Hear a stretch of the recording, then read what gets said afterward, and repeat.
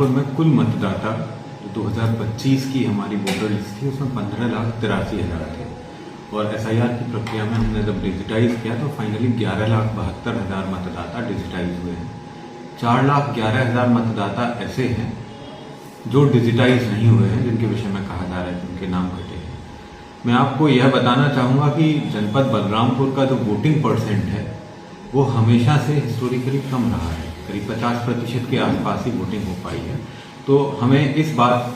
की शंका थी कि काफ़ी सारे नाम इसलिए भी कटेंगे क्योंकि वो डबल होंगे या परमानेंटली शिफ्ट हो चुके होंगे, तो वो शंका सही साबित हुई। करीब 4% मतदाता मृत मिले हैं हमें,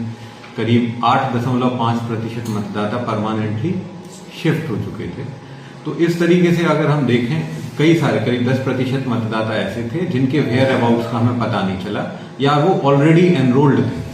जैसे शहर में भी हैं और गांव में भी एनरोल्ड थे, इसी प्रकार से शिफ्ट हो चुके हैं एक गांव से दूसरे गांव में। तो इन सभी पर उचित रूप से कार्रवाई की गई है। हर गांव में, हर घर में बीएलए को 3 बार जाना था,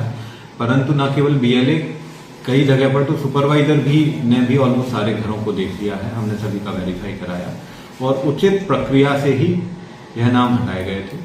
अब जब दावे आपत्ति का समय है, अगर किसी का भी नाम, जैसे कई सारे प्रकरण ऐसे भी होंगे जिनमें हो सकता है परमानेंटली शिफ्टेड कहा गया हो, परंतु वो 2-3 साल से बाहर रह रहे हों और चाह रहे हों कि यही उनका नाम रहे, तो ऐसे केसेस में फॉर्म 6 अभी अवेलेबल है, दावे आपत्ति का समय है, तो वो अपना नाम जुड़वा सकते हैं। जहां तक इस विषय की बात है कि कई लोगों की मैपिंग नहीं हो पाई और हटा दिया गया, मैं ये बताना चाहता हूं कि जिन लोगों की मैपिंग नहीं हुई है,